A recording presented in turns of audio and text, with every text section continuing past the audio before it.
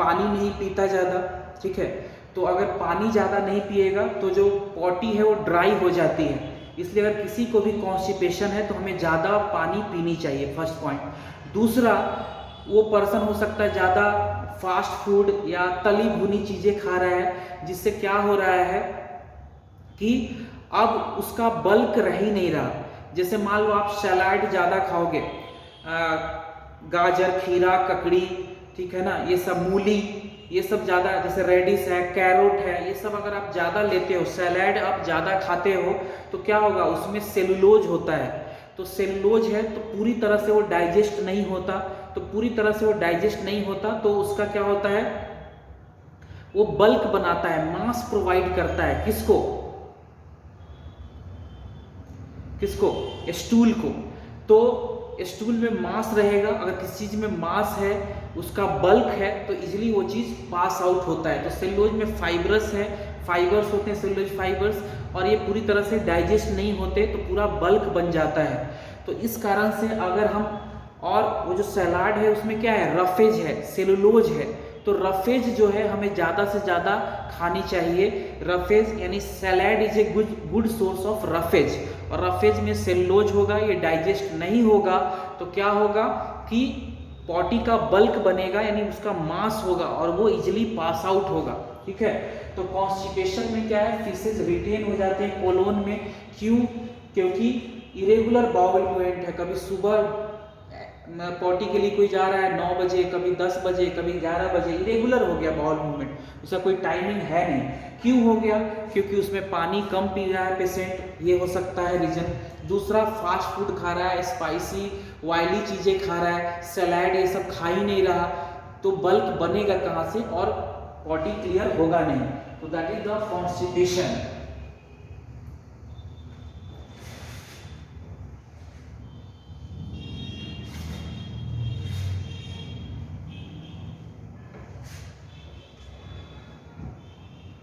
Of constipation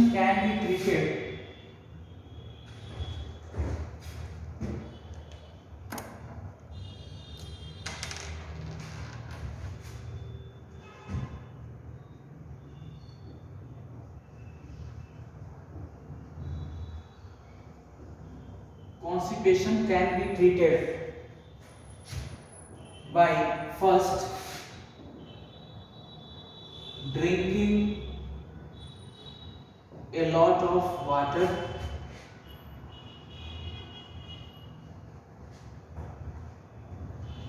second taking a good amount of roughage, good amount of roughage in food. Roughage, salad is good source of roughage. Roughage consists of cellulose. Next point, cellulose is partially digested by E. coli, Escherichia coli bacteria present in colon into butyrate.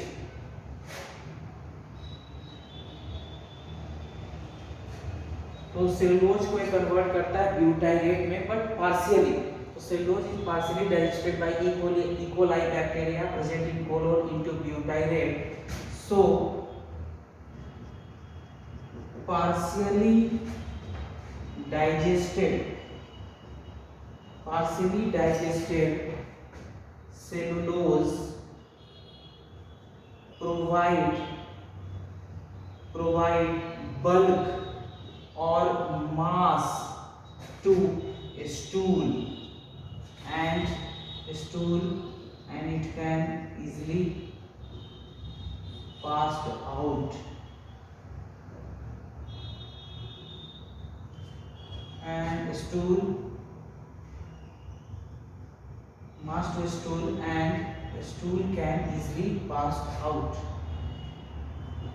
समझ में आया? तो constipation जिसको हो रही है irregular bowel movement है, colon में ही फेसेस रिटेन हो जा रहे हैं within the colon due to irregular bowel movement. जो हमारा एक्ट ऑफ डेफिकेशन है, जो पॉटी हम करने जा रहे हैं वो इरेगुलर है, कभी 9 बजे, क्योंकि एक प्रॉपर प्रेशर क्रिएट हो ही नहीं रहा। क्यों नहीं हो रहा? क्योंकि हमारे पॉटी में मास ही नहीं है और वो ड्राई है, क्योंकि हम पानी भी कम पी रहे हैं, प्लस हमारे फूड में रफेज नहीं है। क्लियर? तो इसको देखो।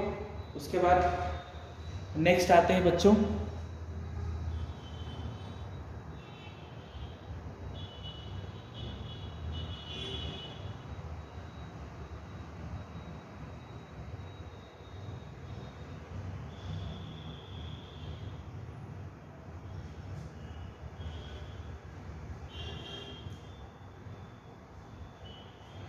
और एक चीज और है इसमें कि अब ज्यादा faeces are retain within the colon, इसको और ऐड कर सकते हैं for longer duration of time in the colon, for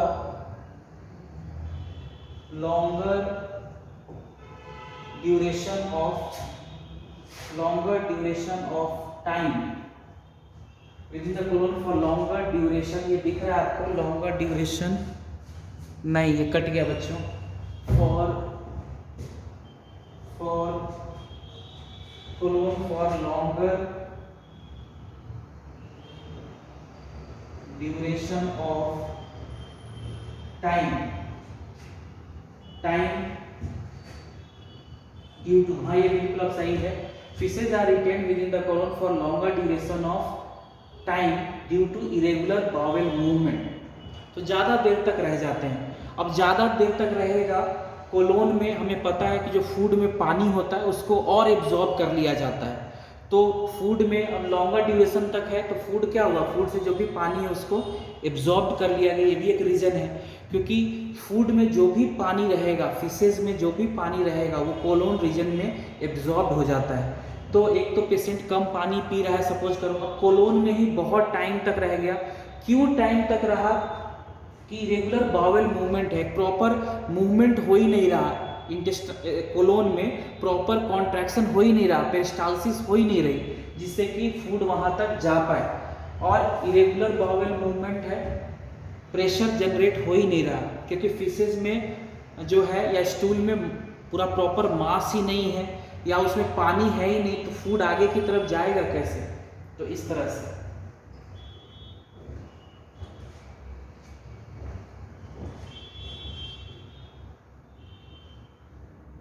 clear?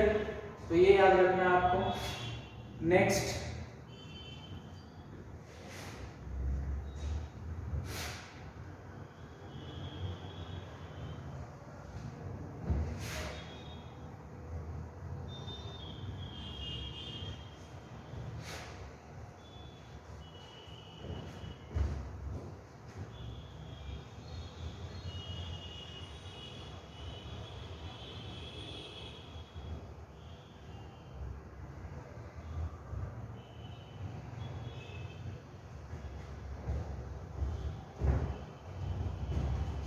Next is indigestion.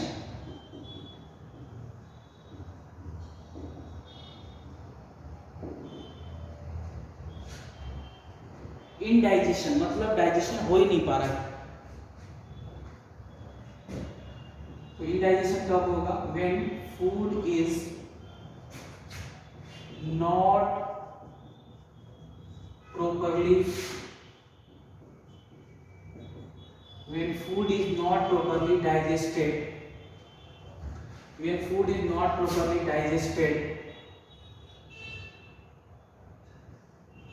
due to first inadequate मतलब नॉट प्रॉपर, इनएडिक्वेट मीन्स जितना रिलीज होना चाहिए उतना नहीं, inadequate release या inadequate secretion of digestive enzymes, ठीक है, inadequate secretion of digestive enzymes. Second, overeating,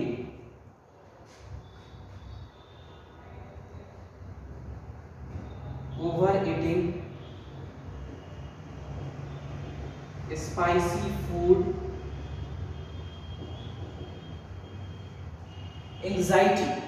anxiety क्या हुआ, अब स्ट्रेस में सिंपैथेटिक नर्वस सिस्टम फंक्शन में आ जाता है. S for stress, S for sympathetic. शेर देख लिया आपने, चुड़ैल देखा, क्लियर. तो एंजाइटी में क्या होगा, सारे gastric juice, intestinal juice, saliva, सबका सिक्रीशन स्टॉप हो जाता है, इनहिबिट हो जाता है. तो खाना डाइजेस्ट होगा कैसे, तो एंजाइटी भी. ओवर ईटिंग, बहुत खा लिया आपने, स्पाइसी फूड खा लिया, उससे एंजाइटी. ये सारे रीजन है. फूड पॉइजनिंग हो गई, सपोज करो किसी बैक्टीरिया का, किसी का इन्फेक्शन हो गया, ठीक है. तो ये सारे रीजन हो सकते हैं इनडाइजेशन के. Food is not properly digested due to inadequate supply or secretion of digestive enzymes, spicy food, anxiety, food poisoning, leading to feeling of fullness. पेट हमारा भारी भारी लगता है, हमेशा फुल नजर आता है. Leading to feeling of fullness, clear. तो ये हो गया इनडाइजेशन. उसके बाद बच्चों नई एनसीईआरटी में इंट्रोड्यूस किया है PEM. What is PEM? PEM is protein energy माल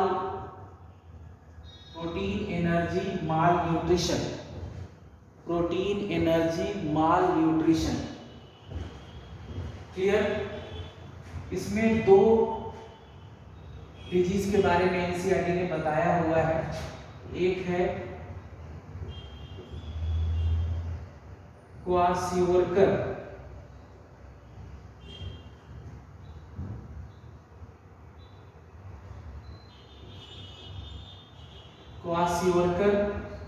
और दूसरा है मरासमस. क्वाशियोरकर क्यों होता है? Due to protein deficiency. याद रखना, सिर्फ प्रोटीन डिफिशियंसी होगी इसमें. ये दोनों कंडीशन कब एराइज होते हैं? जब मदर अपना ब्रेस्ट फीडिंग जल्दी छोड़ देती है, ब्रेस्ट फीडिंग कराना छोड़ देती है, क्योंकि दूसरा बेबी जल्दी आ जाता है, ठीक है. तो मरासमस इन्फेंट में होता है below 1 year.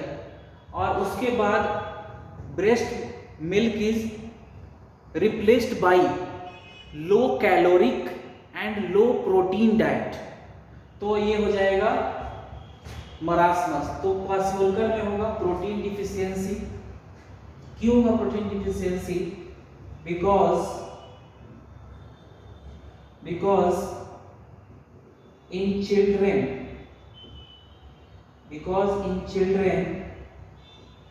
above than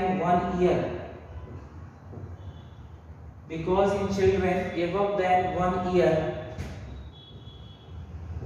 breast milk is replaced by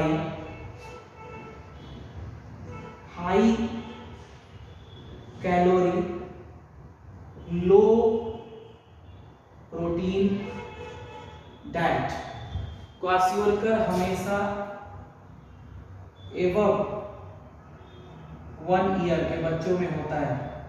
ये सब आपने ऐसे पढ़ा होगा, ठीक है. ये ऐसे आपने पढ़ा होगा, 10th में भी हम पढ़ते हैं. डायग्राम दो बना हुआ होता है, एक बच्चा बैठा है, एक लेटा होता है. मरासमस प्रोटीन प्लस एनर्जी, दोनों प्रोटीन प्लस एनर्जी यानी कैलोरी, दोनों की कमी हो गई, प्रोटीन और calorie deficiency,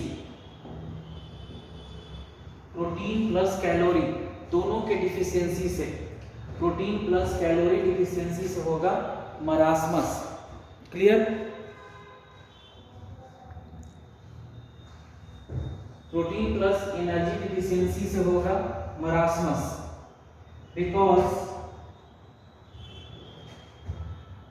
because in infants means below 1 year, because in infants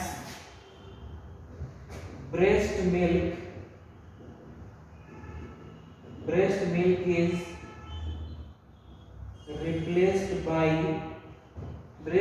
is replaced by low calorie, low protein diet. Clear? तो इनमें दोनों तरह का डिफिशियंसी होता है। दूसरा याद रखना है, हमेशा ये 1 साल के ज्यादा बच्चे में होगा, ये हमेशा 1 साल से कम के बच्चे में, इन्फेंट में होता है मरासमस। और भी कुछ डिफरेंसेस देखते हैं बच्चों।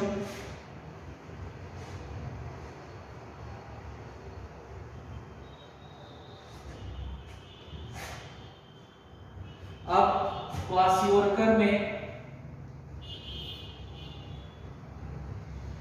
इधर भी आपको वेट लॉस, मसल लॉस दिखेगा आपको, weight loss, muscle loss means यहाँ पे थिन लिम्स होती है। यहाँ पे एनसीईआरटी लिख रही है एक्सट्रीम इमैसिएशन। एक्सट्रीम इमैसिएशन मतलब होता है वेट लॉस, जब बहुत ज्यादा वेट लॉस हो, दैट इज कॉल्ड एक्सट्रीम इमैसिएशन। ये होगा मरासमस में। यहाँ पे मैं के लिख दे रहा हूँ यानी एम, आप उसी के नीचे लिखते रहना, आपके पास जगह है, मेरे पास ऐसा नहीं है जगह, तो एम यानी मैं मरासमस के बारे में ये सारा कुछ लिख रहा हूँ। तो यहाँ भी वेट लॉस होगा, मसल लॉस होगा, लेकिन यहाँ ज्यादा ही होगा। यहाँ भी सब कुछ होता है लेकिन ज्यादा होता है। फिर यहाँ oedema and swelling is present. Oedema मतलब क्या होता है? इडीमा मतलब ये भी तरह का स्वेलिंग है, swelling due to protein, sorry ऐसे लिखो, swelling due to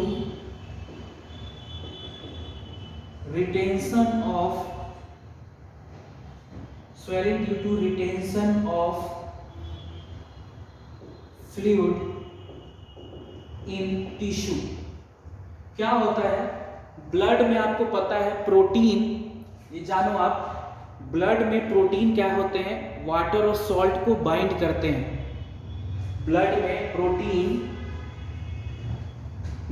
protein water को और सॉल्ट को बाइंड करते हैं, उसके कारण वाटर रिटेन रहता है ब्लड में। लेकिन यहाँ पे प्रोटीन है ही नहीं, इसलिए क्या है इसमें कि ब्लड से चला जाता है टिश्यू में, तो यहाँ पे इडीमा दिखेगी। यहाँ पे इडीमा एब्सेंट है।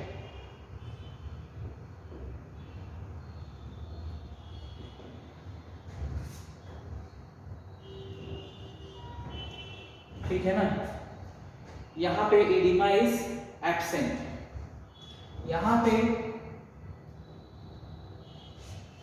Oedema is absent. यहाँ पे क्या है बच्चों? तो यहाँ पे small amount of fat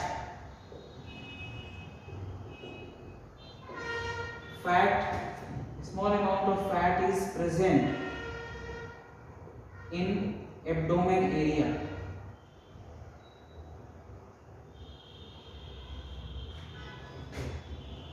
fat is totally totally absent, fat बिल्कुल एब्सेंट होगा। तो small amount of fat is present in abdomen area. Abdomen area में थोड़ा सा फैट आपको दिखेगा।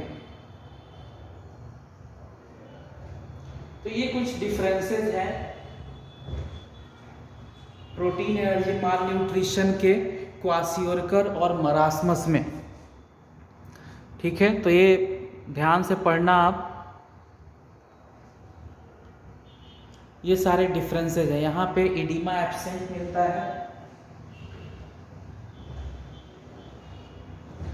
इसलिए क्योंकि ये जो बच्चा है ये चल फिर पाता है, चलता फिरता है, तो क्या है, ब्लड इसका ज़्यादा मूव कर रहा है, इसमें मूवमेंट है, और मूवमेंट है, इसके कारण एगेंस्ट मतलब ग्रेविटी के तरफ ब्लड जब फ्लो करता है तो ज़्यादा आपको फ्लूइड डिपोजिशन मिलेगा। कहाँ, इसके पैर में मिल सकता है, पैर वाले रीजन में, एक्सट्रीमिटीज़ के तरफ, यहाँ पे आपको एडिमा ज़्यादा मिलेगा। इस बच्चे में भी प्रोटीन डिफिशियंसी है, लेकिन ये लेटा हुआ है तो उसमें ग्रेविटी उतना लग नहीं रहा, तो इसलिए एडिमा यहाँ पे आपको नहीं पता चलता। इसमें एडिमा है क्योंकि वो चल फिर पाता है, और चल फिर पाता है तो ब्लड पैर की तरफ, हाथ की तरफ मूव कर रहे हैं, और उस ब्लड में प्रोटीन है नहीं, तो वो प्रोटीन अगर रहता तो क्या करता, वो वाटर को बाइंड करके रखता, टिश्यू में नहीं जाने देता। ब्लड कैपिलरी से टिश्यू में जाता है फ्लूइड, ठीक है ना, ये आपने पढ़ा होगा लिम्फ में, सर्कुलेटरी सिस्टम में। तो इस तरह से जब मूव करने लग जाएगा, जैसे एल्बुमिन है, आपने पढ़ा होगा सर्कुलेटरी सिस्टम में, वो ऑस्मोटिक प्रेशर को मेंटेन करके रखता है, एल्बुमिन। क्लियर? तो इस तरह से ये ध्यान देना है। अब एक छोटा सा टॉपिक रहता है बच्चों जहाँ से क्वेश्चन आ सकता है, that is GIT hormones. GIT hormones वो ऐसे इंडोक्राइन में भी हम पढ़ते हैं, लेकिन यहीं पे मैं डिस्कस कर ले रहा हूँ जिससे कि आपको इजी हो जाए, आप कर पाओ। तो इमैसिएशन याद रखना है आपको, कहाँ हो रहा है, एडिमा कहाँ पे है, कौन किसमें प्रोटीन है, किसमें प्रोटीन प्लस एनर्जी है। तो छोटा सा टॉपिक अब जीआईटी डिजॉर्डर्स कर लेते हैं, इसको मैं रब कर रहा हूँ, ठीक है।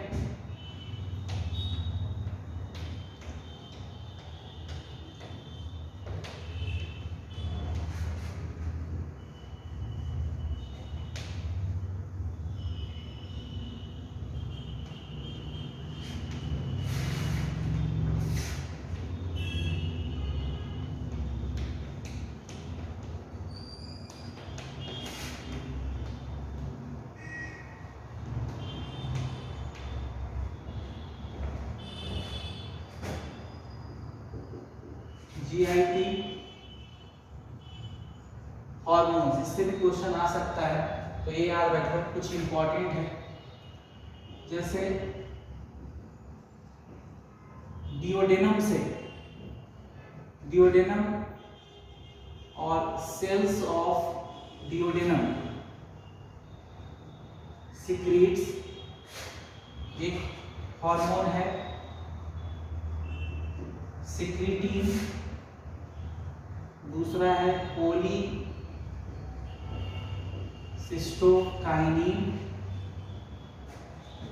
तीसरा है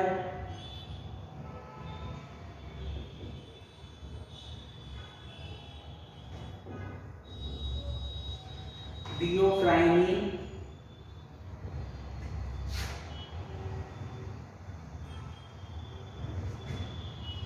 फिर एक है GIP, that is gastric inhibitory peptide, जिसको इंट्रोगैस्ट्रॉन भी बोलते हैं।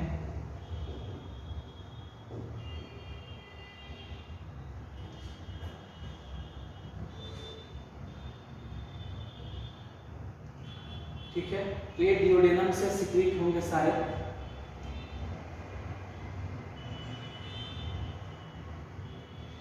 सिक्रीटीन क्या करता है, देखो, secretin acts on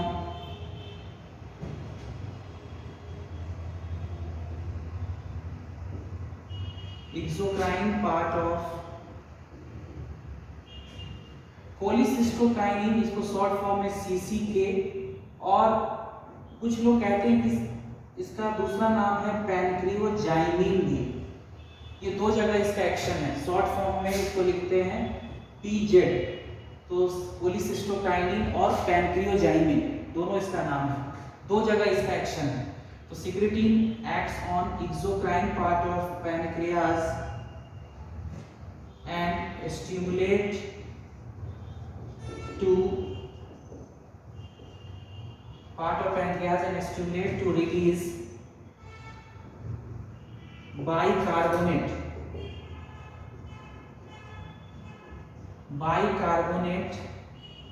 and water। ये काम है इसका।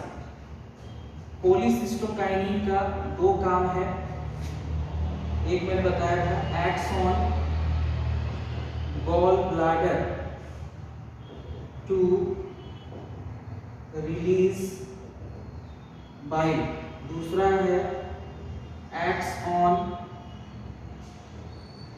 Exocrine pancreas to release pancreatic juice, और इसी से एंजाइम भी सिक्रीट हो जाएंगे। Duocrinin acts on Brunner's gland to release mucus. GIP inhibit gastric juice secretion, inhibit gastric juice secretion।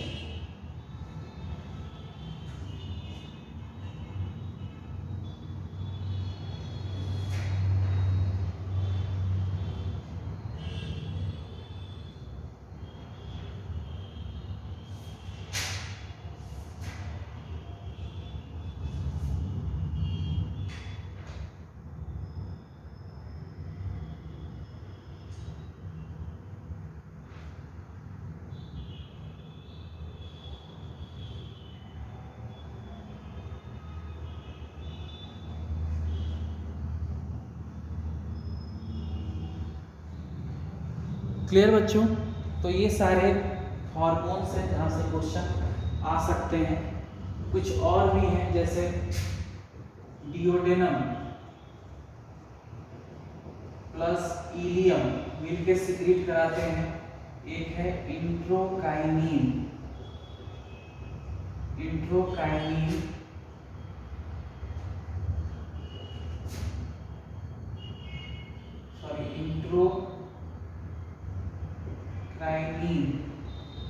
इंट्रोक्राइनिन, दूसरा है मोटिलिन और तीसरा है विलिकाइनिन। दोनों जगह सिक्रीट होता है। इंट्रोकाइनिन acts on crypts of livercune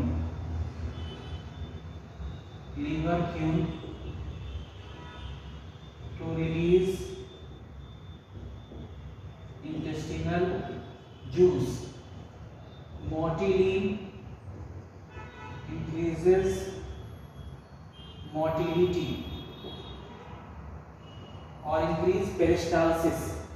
motility और पेरिस्टाल्सिस ऑफ इंटेस्टाइन, ये इंक्रीजेस मोटिलिटी और peristalsis. Villikinin increases villi movement, increases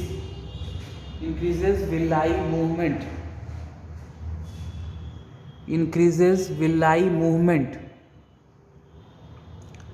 clear?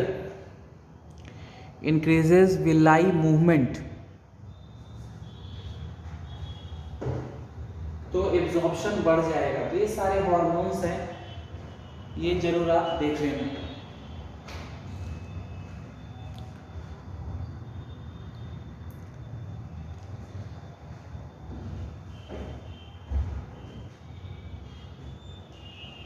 अब छोटा सा हम लोग टॉपिक और डिस्कस कर लेते हैं, दैट इज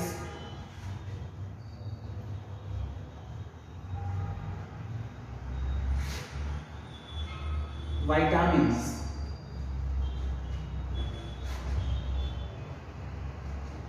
विटामिन्स डिस्कस कर लेते हैं बच्चों, उसके बाद ये टॉपिक आपका कंप्लीट हो जाएगा।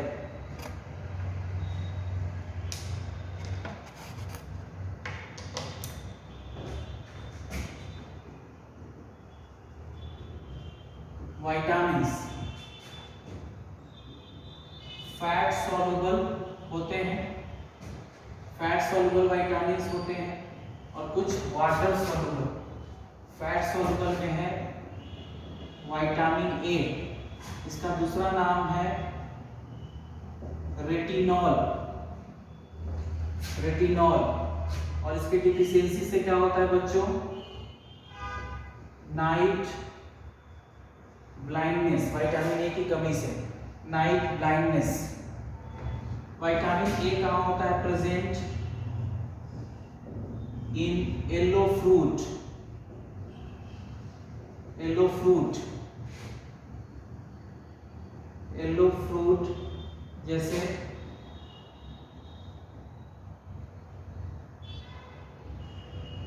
पपाया है, पपाया, कैरोट, मैंगो, इन सब जगह पे विटामिन ए है। और दूसरा है